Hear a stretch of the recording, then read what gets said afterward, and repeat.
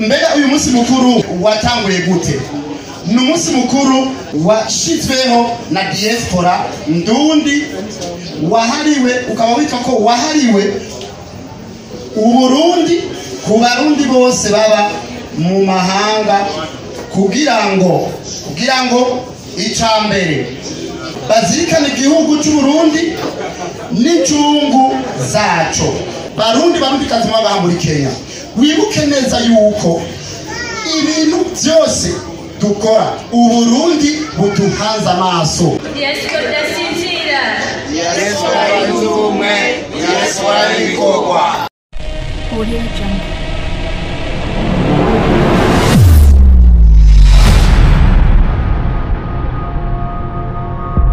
Ko twashyize Imana imbere rero, imbere y'uko tutangura ikintu icyo ari cyo cyose tubanza twishyire mu minwe y'Imana. Reka rero cyo tumirira Bishop Aline ashike hano kugira ngo ahezagire amajambo yose aza kuvugirwa hano, ibifungurwa byose aza kuvugirwa hano, aza kuvugirwa hano, kuvugirwa hano n'ibindi byose batuye ikaze. Hanyuma porogaramu ikibandanya cyanoge garuke kugeza ikaze umukozi w'Imana. Sabe baguke bicyubahimana bishema n'Imana n'yaje kushika hano kasabe batavuga baguke kadusenge ndatawera namuhambaye Imana y'icyubahiro uciye bugufi mbere yawe kuri mugoroba. Mana tuje gusaba imbabazi kuko turazi ko turi abanyabyaha. Hari aho turaba amaso yacu agacumura, hari aho twiyumvira tugacumura, hari aho tugenda n'ahatabereye Imana tugacumura, cyangwa amaboko yacu agakora ibitaguhesha icyubahiro. Savye imbabazi ku bwanje, savye imbabazi no ku Murundi wese no ku bakoraniye hano twese Mana. Hanyuma twemerere ibikorwa byose tugiye gukora bibe mu maboko yawe. Ikintu cyose kiri bikorekere hano Mwana kibe kimuhesha icyubahiro. Umuntu wese yashitse hano umuhezagire, amajambo aza kuvugirwa hano abayumisha, kandi ibintu byose tuza gufundikira hano Mwami uzuduhe kubishikako. Icyubahiro kibandanye ku cawe, senze nizera mu izina ry'Umwami wacu Yesu Kristo, amen. Amashimisho ku Mana yakoze cyane. Reka rero ije cyabandanya aduteramika akanya rero tugaruka tubaye porogaramu yose nyezina uko ipanze. Diaspora irasinzira, Diaspora y'ubumwe, Diaspora y'ibikorwa. hamba rero muri umunsi mukuru tukaba twashoboye kugurura biro. Diaspora irasinzira yuguruye ibiro muri Kenya. Ni igikorwa kidasanzwe, igikorwa cy'abane Diaspora bo muri Kenya bashoboye kurangura. Benshi twari turi kumwe hariya kugurura biro, benshi barabyitabiriye, benshi barakotije kugira ngo hashobore gushyirwaho biro ya Diaspora. Diaspora muriho? Mwahageze, twabyuguruye, twabyishimiye. Perezida yadushikirije yuko biro izokwama yuguruwe kuva ku wa mbere gushika ryari? Kuva ku wa kangahe gushika ryari? Wa mbere gushika ku wa gatandatu. Isaha zingahe? Guhera saa 2 gushika saa 11. Nuko twiha amashi kandi turashimira n'abandi bashoboye gufasha kugira ngo icyo biro tubironke kandi tuvyugurure. N'abatashoboye gushika turabashimiye. Nuko rero icyo biro rero hakaba hariho ukuntu tuzokora muri Diaspora idasinzira yo muri Kenya. Turafise plan y'imyaka 3 uko ibikorwa bizorangurwa. Icambere komite mwatoye ujya munsi w'amatora irongowe na perezida wa Diaspora barahuye barashinga icyo bita amakomisiyo. Muri ayo makomisiyo akaba ari 6.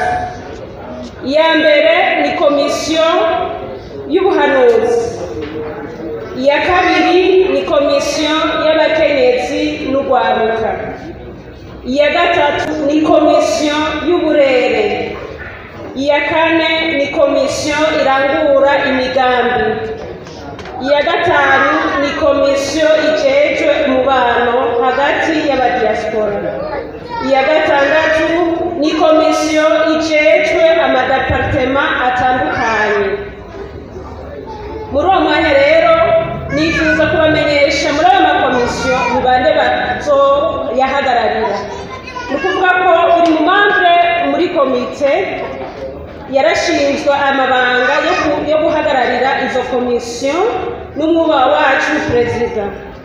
Komisiyo y'ubuhanuzi ikaba iyobowe n'umwubaha Pasteur Jean Paul, mugabo ntiyashoboye kuhashika, mu batamuzi muzomumenya kandi no kwifuza yuko mumukomera amashyi.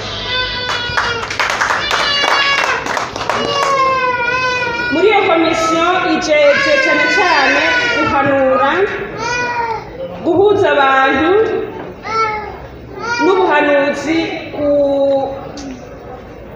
hafete mu banyagihugu, mu badiaspora bose, kuko twese tuba turi kumwe hano muri Kenya. Komisiyo ya kabiri ijejwe abakenyezi n'ugwaruka, ikaba iyobowe n'umwubahwa Madame Yvette. Madame Yvette ntiyashoboye kuhashika, ariko arafise abo bazokorana. Nifuza ko muri bamwe bazokorana ashobora guhaguruka akabaramutsa. Yitwa Madame Dorcas, ari muri komite nawe akaba ari sekreteri. Kandi hari komisiyo ya gatatu y'imigambi. Iyo komisiyo y'imigambi ikaba irongowe n'umwubaha ari imbere yanyu ariko aravuga, ariwe yitwa Madame Noella Ndayiziga. Diaspora idasinzira, diaspora y'ibikorwa. hama nawe akazofashanya ibikorwa n'abandi. Uwa mbere akaba yitwa Ndagijimana Claude, hanyuma hakaba hari uwundi yitwa Aline Mwigeme, hakaba hari uwundi yitwa Gakure Mark, hakaba hari uwundi yitwa Richard Kasa. Tukaba twifuza kuronka n'uwundi, kuko iyi komite twifuza ko hobamwo abantu batandatu. Umwe mu barongoye rero iyi komisiyo ariwe adufasha, nguyu yahageze, Ndagijimana Claude, nawe yobaramutse. Diaspora idasinzira, Diaspora y'ubumwe, diaspora y'ibikorwa.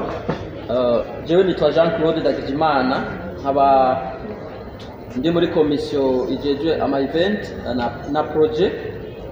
Nibaza yuko ari gisata gikomeye cyane mu gutunganya ibikorwa n'integuro mu bintu bizoba biraba abarundi, cyane cyane mu bintu by'iterambere.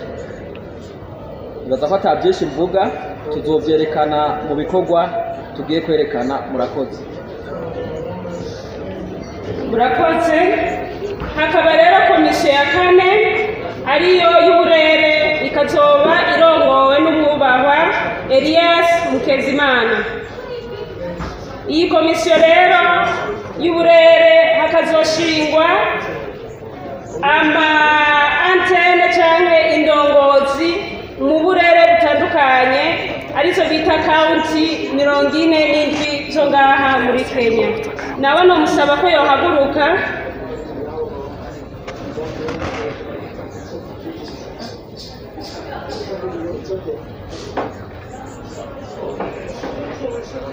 Karibu.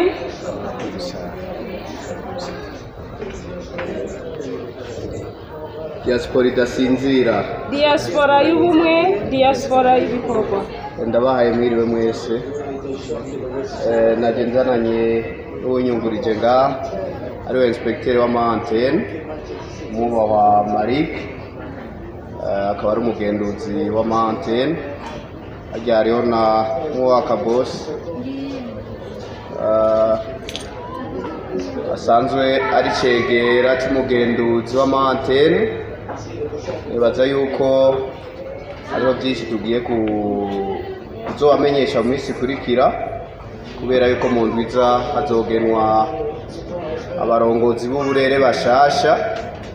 Mu ndinganizo nshasha twababwiye yuko akarere kose, intara yose iteza kugirwa umushefu d'antenne, uvuga uwo twokwita superviseur provincial canke provincial, hanyuma chief wese akagira umushefu d'antenne.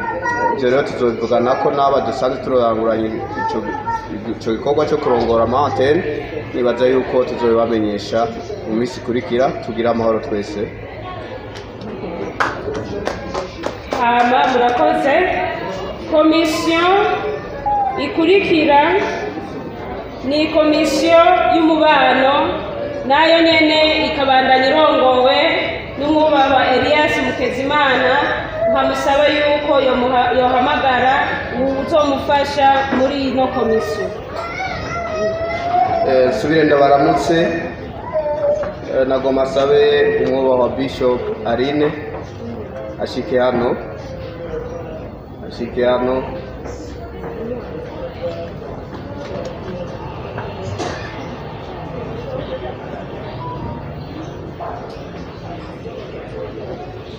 Hanyuma nagomba ndabasabe amashi menshi cyane, mukomere umwubahwa Bishop Aline. Umufasoni ari ku kivi mu gufasha abarundi ngaha mu gihugu ca Kenya. Yahereye muri groupe yitwa Tubabarane. Nibaza yuko yo baramutse akababwira ingene ico gikorwa tuzokirangurana kuko arabizi.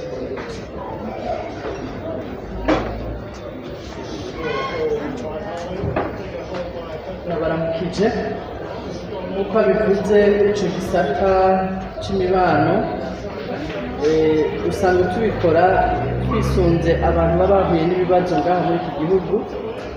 Abarundi bose bari ngaha muri iki gihugu bahuye n'ibibazo bitandukanye, abapfishije, abagwajije mu bitaro, abafunzwe.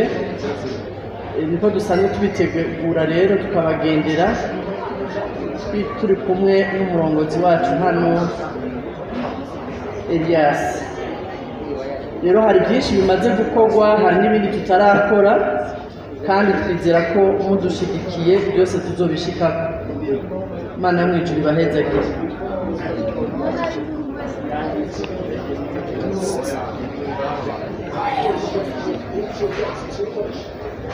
Murakoze. Komisiyo ya gatandatu ikaba ari ijejwe amadepartema atandukanye. Tukaba dufise departema 16. Departema ya mbere ikaba ari departema ya protocol.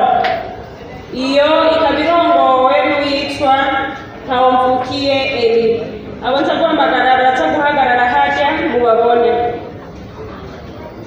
Hakaba hariho departema imbere ya departema kandi ababwira uyirongoye mumbabarire. Iyi departema ikaba irongowe n'umwubahwa yitwa Noella Ndayiziga n'uwundi yitwa John Nikuze. John Nikuze ndagusaba uzino.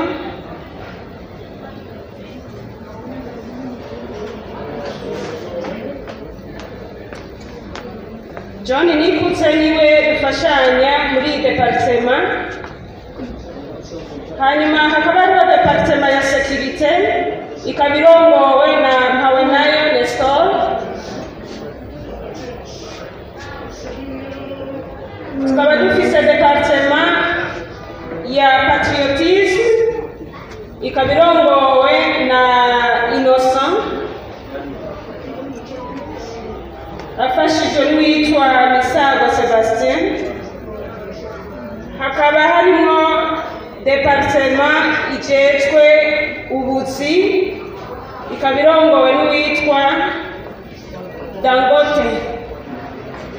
Araza kutubwira amazina yiwe yose. Dangote boss. Hanyuma tukaba dufise departema ya business class 2 iyi business irimo abacuruza bose bato bato nk'abadandaza indagara, abadandaza inyama, abadandaza ibintu byose, abashona.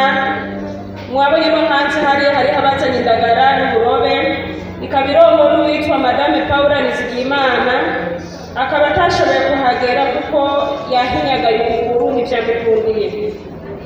Hakaba hariho departema y'abadufasha kurungika uburyo mu bihugu bitandukanye, ikaba irongowe n'uwitwa Fidel Ndayikengurukiye. Numvise ko yari ahari ariko yafatiriwe gato. Hakaba hariho departema ya media, iyo departema ikaba irongowe na Upendo Rukundo nguyu ari ku kivu. Hakabaho na departema y'amashengero, amashengero yose y'abarundi bahuriramo bari muri ayo madepartema, akaba arongowe n'uwitwa Pasiteri Nimbona Shadrack, ntawe uri hafi ari mu Burundi. Hakaba hariho departema ijejwe umuco n'akaranga k'Uburundi, akaba yitwa Irankunda Anike, nawe ntiyashoboye kuhagera. Hakaba hariho departema irongoye ama association, nk'aho tubabarane ni association, ikazoba irongowe n'uwitwa Bikorimana Jean Baptiste, n'uwitwa kandi Ntahomvukiye Eri ari hano. Hakaba hariho departema ya mobilisation, ikaba irongowe n'uwitwa Shimirimana Kabosi. Hakaba hariho departema ijejwe kunguruza abantu ariyo transport, ikaba irongowe na Pasiteri Ephraim Niyonzima hamwe na Hakizimana Thierry, n'abandi bashoboye kuhagera. Tukaba dufise n'ayandi madepartema ane tutararonka abazodufasha kuzihagararira. Hakaba harimo Forum de Carte, hakaba harimo Business Class 1, hakaba harimo departema ya disability abamugaye, hakaba harimo departema y'abamotari. Abo ntiturashobora kuronka abazodufasha muri zino departema. Muri mwebwe mwitabiye niba hari n'umwe yoza muri izo departema zine zisigaye, murahawe ikaze. Murakoze, ngira ngo mpe uwo dufashanya muri kino gisata cy'amadepartema baramutse, hanyuma tuce tubandanye. Diaspora idasinzira, Diaspora y'ubumwe, Diaspora y'ibikorwa. nta menshi mfise cyane novuga, nibaza ko byinshi yabivuze, ariko icyo nobamenyesha, Diaspora icyo yasize imbere cyane cyane ni ubuzima buraba umwenegihugu wese ari ngaha muri Kenya. Ugiye kubiraba, umwenegihugu ari ngaha muri Kenya arakenera kwidepurasa ava mu Burundi aza muri Kenya. Ashitse muri Kenya ategezwa kuba asire yuko yarose akazi. Ahamwe twapagashije ategezwa gucungerwa yuko twashitsi iwabo amahoro, kandi ndavuga udufaranga cyangwa imizigo. Hanyuma mu byo Diaspora yasize imbere kandi, umwenegihugu yapagashije akaronka, birasaba ko akingirwa utwo yapagashije, cyangwa wenyine akeneye gutaha agashika mu Burundi amahoro. Aho rero urumva transport, kuvunjirwa, kurondera akazi, akora akazi Diaspora iteza gushyira imbere mu gukingira umwenegihugu w'u Burundi. Imana ibahezagire cyane. Igikurikira ni ibisabwa muri aya madepartema cyangwa amakomisiyo bakwiye gukurikiza no kugira ngo bashobore kurangura imirimo yabo. Twese dusabwa yuko twoshinga amagurupe y'ibikorwa twajejwe n'umuba wacu Sarahi. Buri departema ikugurura gurupe, ikongera ikarondera abanywanyi aribo bamambe, nta kwikorana. Ibi byose bikazokorwa mu ntara zose zo muri Kenya. Diaspora si ya Nairobi honyine, intara zose 47 zigize Kenya, hose ibi bikorwa bikahakorerwa. Buri departema isabwa kuba ifise abamambe bajejwe iyo departema canke bahuriramwo mu bikorwa muri iyo departema bagaca bashiraho uwitwa moderateur ari wazo kontora iyo departema bagaca bashiraho umunyamabanga n'umubitsi bose barasabwa kumviriza imigambi ya diaspora itanga kuko niwe muvyeyi dufise kandi niwe dukurikiza mu bikorwa byose haba muri Kenya no kw'isi yose. Barasabwa kwama bateguye inama rimwe mu kwezi. Iyo nama ikazomenyeshwa abahagarariye ayo makomisiyo kandi bakamenyesha perezida wa diaspora. Buri kwezi barasabwa gutanga icegeranyo c'inama n'ibikorwa bamaze kurangura. Ibi bikorwa nk'uko nabisiguye bitegerezwa byose gukorerwamo mu ma counties yose ya Nairobi ari 47. Murakoze. Ivyo ndabashimiye ku mwanya mwaduhaye, ndashimiye abo bose bifatikanije natwe kugira ngo dufashanye mu bikorwa mwatujeje kuva mu gutora, kandi turanashimiye na perezida wa diaspora Monsieur Sarahe kutwizera akaduha ayo mabanga kugira ngo twese dufashanye imodoka twese turimo twese tumenye ingene tuyitwara cyangwa tuyigendesha kugira ngo izo dushikane kuri ya vision y'igihugu cyacu cyiza cy'u Burundi. Murakoze.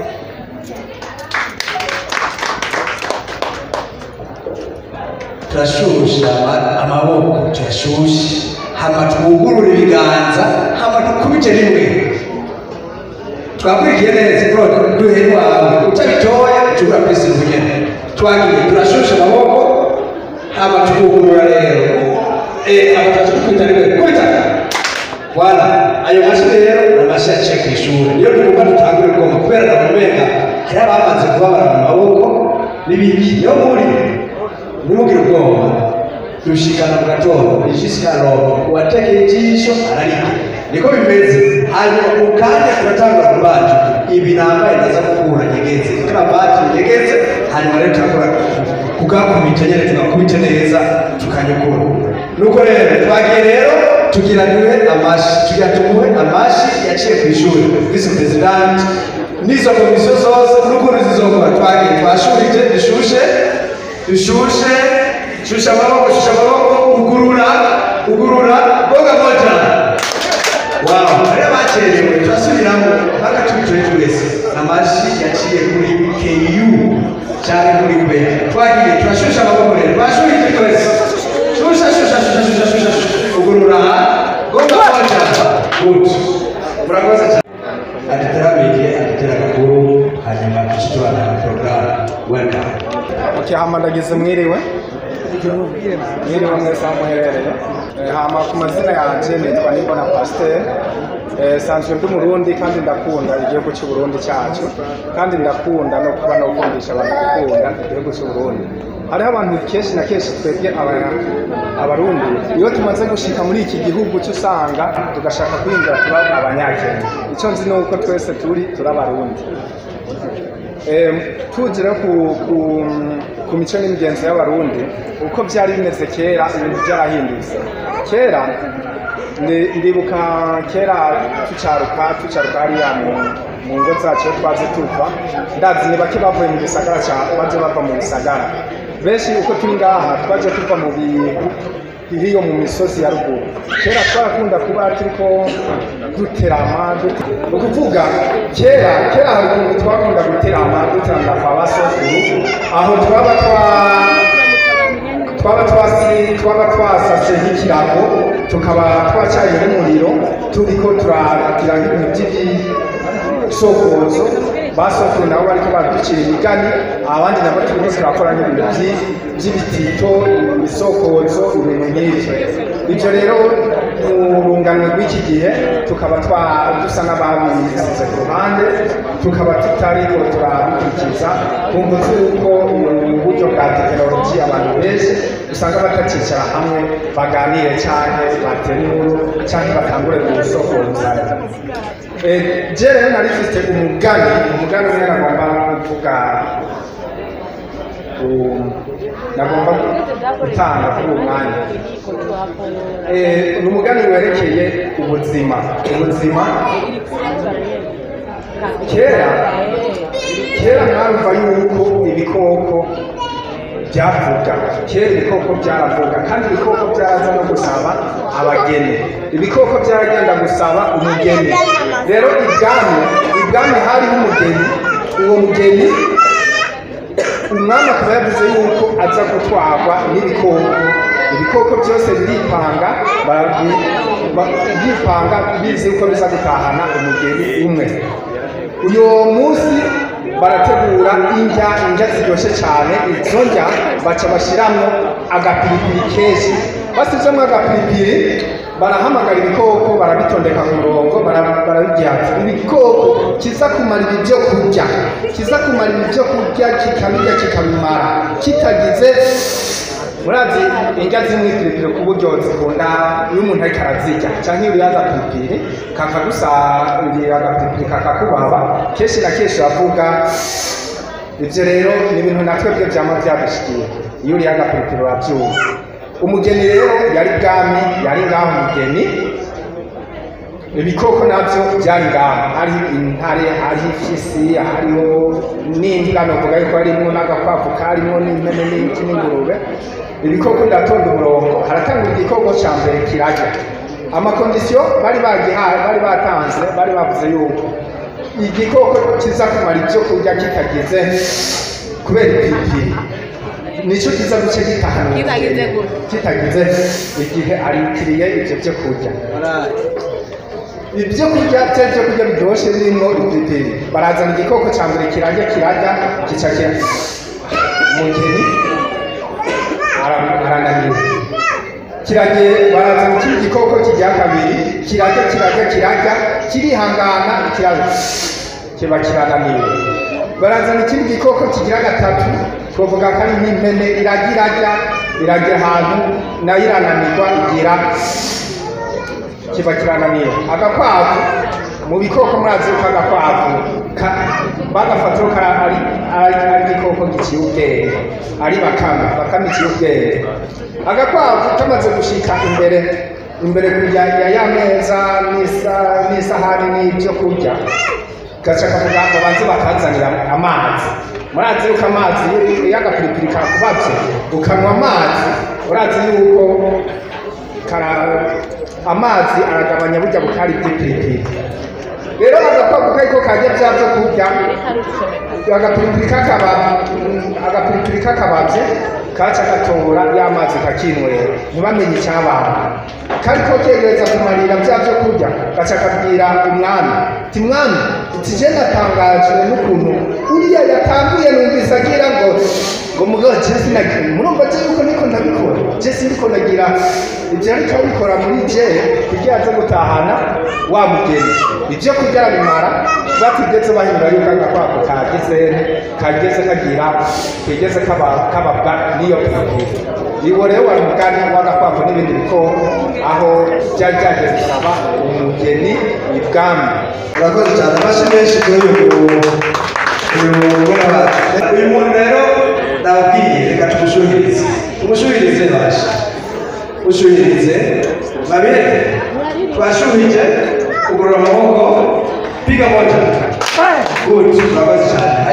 Nkuko mubona hano iruhande rwanjye ni vice president wa Diaspora burundeze.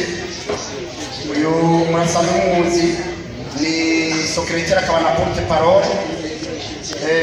Hariya turafise umushinguzi wacu twa Agrine baramutse kuri bakora umunsi wa gutora bakoye yarasanzwe ari muri Canada ngo twari twababwiye yari mu yindi mirimo. Uwo akaba ari umushinguzi wacu kandi abikora neza. Twakoranye ifata kibanza guhera muri 2020 gushika n'ubu abikora neza kandi arafite n'amafaranga muramubona ko n'amafaranga yafise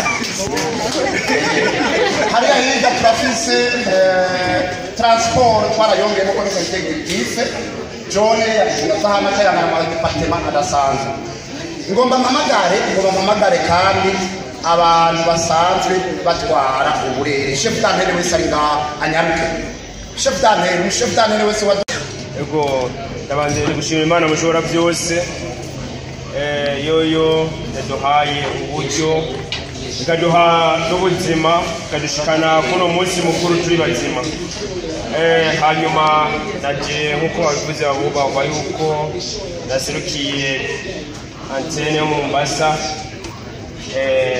aba mu Mombasa bantumye ndabaramutse uko twaratanguye turi ku kivi kandi Imana mushobora byose duhaye ingufu namwebwe bubahwa abidufashamwo turemeye kandi turemeza neza ko tugiye kuja ku munindi w'iterambere tukaja ku muvuduko kugira dushike kuri ya mbona kazoza igihugu cy'Uburundi cyacu dushimiriye kandi tuko turafatanya mu bwo bumwe murakoze cyane bandi bagire neza umuntu n'umushoferi ni Mombasa nashaka kuvuga akajambo kuva i Mombasa n'ingene hashushe hari ukawaje mwimbeho navyo rero ni cyiza cyane mbe umuntu inspector wa manje ari ko ntamubona muze wasinziriye wewe ari gituma ngo muze hano dufite abashoferi bangahe abachef d'antenne 62 aba mbona abachef d'antenne ariho Dangote ari mu karere ka Kasarani hano hari wa Kamukunji bwana Nika yatumwe n'uguserukira antenne ya Kamukunji nagomba ndababwire gityo nabahamagaye bazi hano nagomba ndababwire kuri Diaspora ya Kenya hari abantu batazi ingene imeze ndabona aba bantu bora bahagaze imbere zanjye aba bose aba nibo bakora ibikorwa aba nibo nyene ibikorwa yakazi kwacu gusa mu gusupervisa nagomba rero kubarakonesa umwe wese yivuge antene atwara ni tukora tatwara antene tubari ya Diaspora mvume Diaspora y'ibikorwa n'abarundi barundi mwese muri Nairobi Imana uwiteka abampera amashyi kandi baza muri mwese namwe kandi kwa komisiyo y'ubuyobozi kabose muri Nairobi abasanzwe kumwe n'abubahwa asanzwe kumwe n'abandi bose bakora ibikorwa bya Diaspora n'undi ariko n'umukama aha ndamubona ndabona ikamera amadavuga ati umuhungu waje kabose ni hafi Diaspora buzurumwe Diaspora irasinzira Diaspora y'ibikorwa komisiyo y'ubuyobozi Nairobi abasanzwe nzego no gushinga amantene iri kumwe n'umukama Rodasi Imana umugisha barukora neza cyane umunota imisegundi ibiri kugira ngo amazi yavutse ageze kure Burundi nayo izavitangura mu mwanya urumva tugomba kumara umwanya munini amasegundi abiri Diaspora irasinzira oye Diaspora irasinzira oye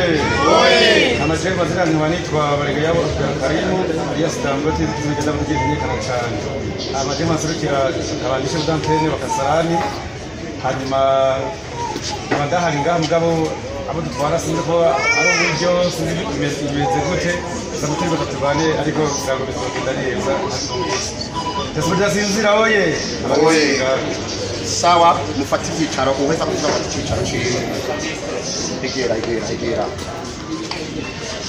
Amahoro wese amanitwa Fabrice batazira niga naserukiye gutwara antene yahoze yitwa kandi gasaba yitwa Kamukunji cya biteragera Magadara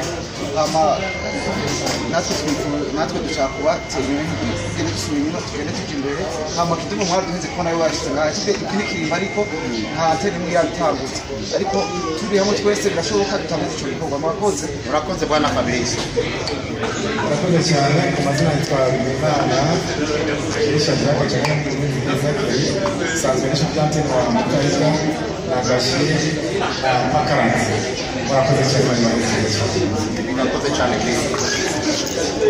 Diaspora ndasinzira Diaspora y'ubumwe Diaspora y'ibikorwa ndabaramukije mu izina rya Yesu ku mazina nkaba nitwa Ndikumwe nayo Gerardine nkaba ndi chef de l'État Makongeni murakoze chef d'année Makongeni aho ni muri tika utebuja hariya hirya gatoyi pore okay murakoze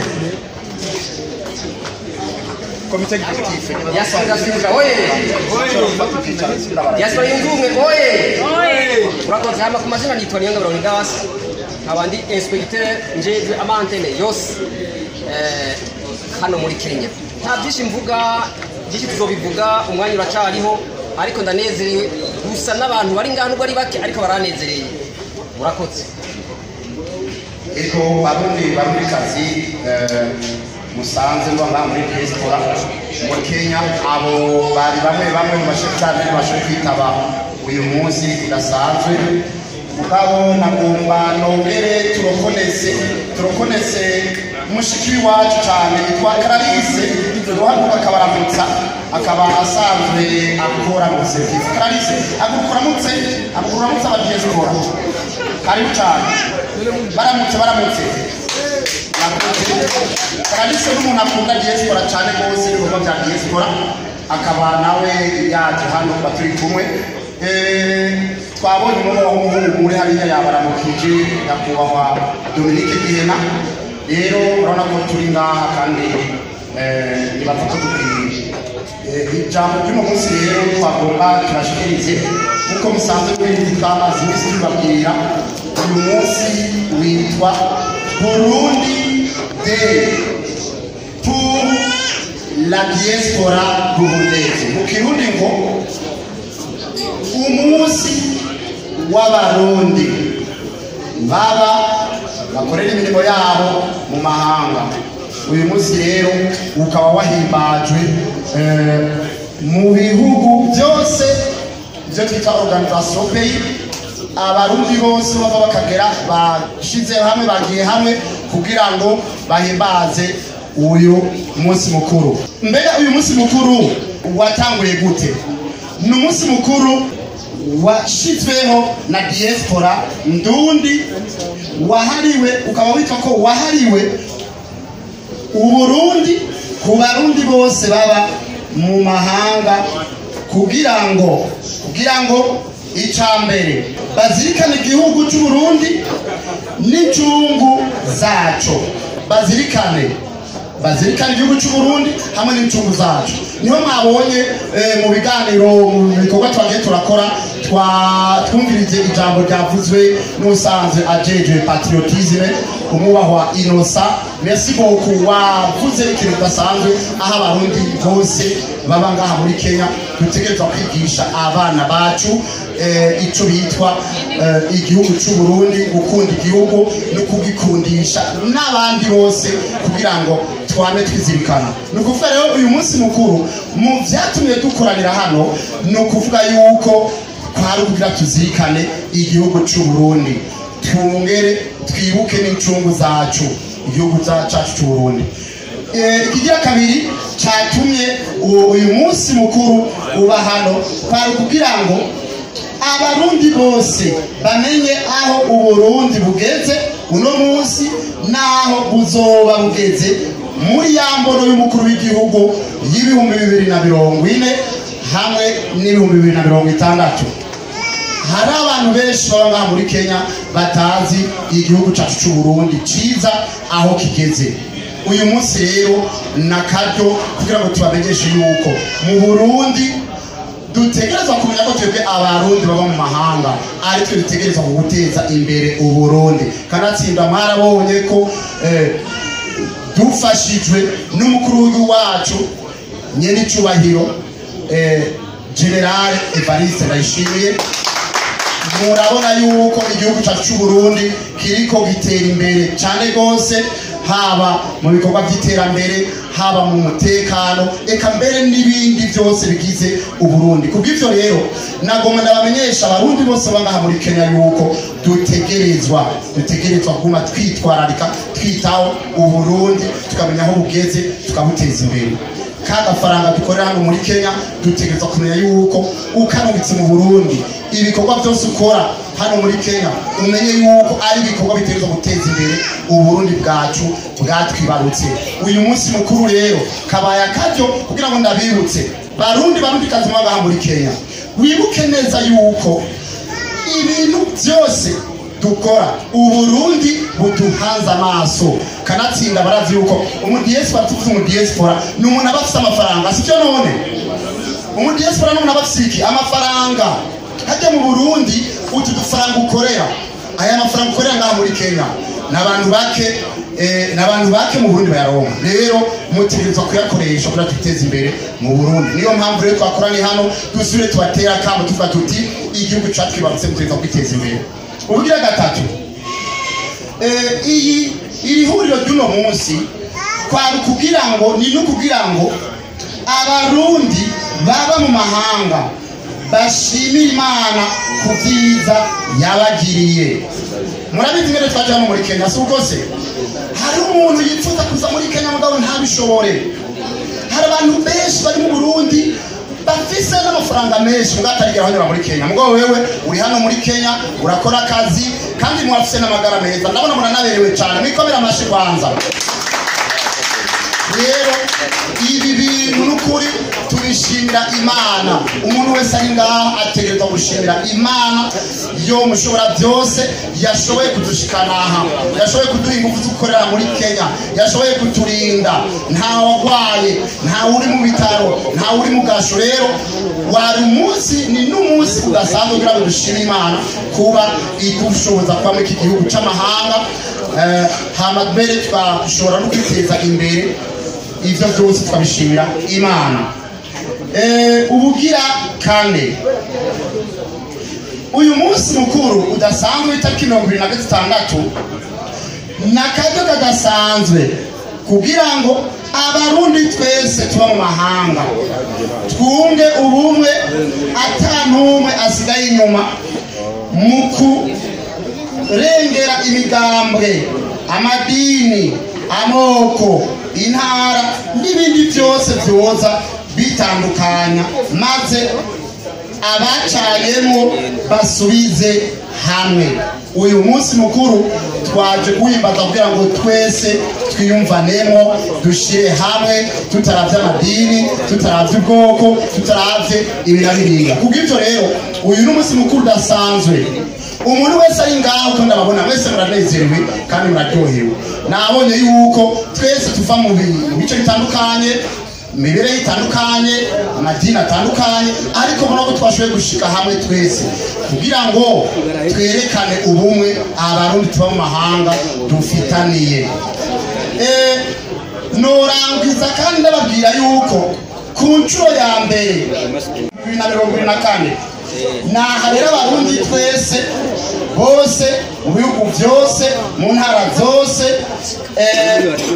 twahuriye twambaye impuzu zera, twambaye ubupira bwanditseko ninde yosoma ngaha Burundi Day OP Kenya, mbega opening organisation pays Kenya. Ibihugu byose twahuriye hamwe, ni bwa mbere bibayeho kuva Diaspora Burundi zibaye hano muri Kenya, eka mbere no mu bindi bihugu byose. Uyu munsi mukuru kabuhimbaje ijya mbere. Icyanyuma uyu munsi mukuru watumye duhura hano twagomba gusubira kwibukanya ca gikorwa umwubaho wacu asanzwe arongoye Diaspora ku rwego rw'isi yadushira mu minwe, icyo gikorwa kikaba cyatanguriye hano muri Kenya, aho abarundi amajana n'amajana mwashoboye kwitanga mukitangira ijya nyubakwa iri igiye kuzokubakwa i Bujumbura, inyubakwa izokwitirirwa abarundi baba mu mahanga. Hari benshi rero bagiye barambaza ati none mbega iyo nyubakwa nakarusha kahe, mbega ijya nyubakwa tugiye kwitangira turiko turitangirira nakarusha kahe izobifitiye umurundi yitanze.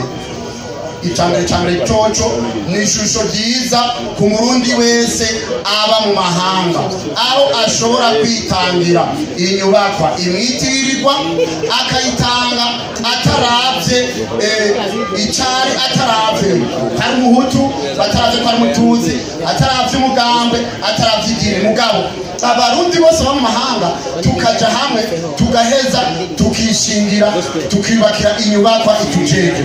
Iyo rero zoba ari isura nziza cyane ku barundi bose baba mu mahanga, aho abarundi baba mu Burundi bose bazohora babona ati iriya nyubakwa ni iy'abarundi baba mu mahanga biyubakiye. Ni inyubakwa kandi y'icibutso cerekana yuko abarundi barashoboye. Ni inyubakwa y'ikimenyetso cerekana yuko abarundi bose baba hanze y'igihugu bashobora kwibakira inyubakwa y'amamiliyari nk'iyi. Noneho rero ni intango y'iterambere, barashoboye no gukora ibindi bikorwa bizobateza imbere, kubwo bonyene bashize hamwe bakaza kwibakira inyubakwa iba ibitirira. Ni ukuvuga rero ni cerekana yuko abarundi bose mushoboye, kubera witangira ijya nyubakwa urashoboye no kwitangira ibindi biguteza imbere kandi bifasha igihugu. Ni n'akarero ku bihugu bindi byose byo ku isi, aho bizobona ko bwa Burundi bahora bavuga ngo abarundi ngo ntibakundana, ngo abarundi ntaco bashoboye.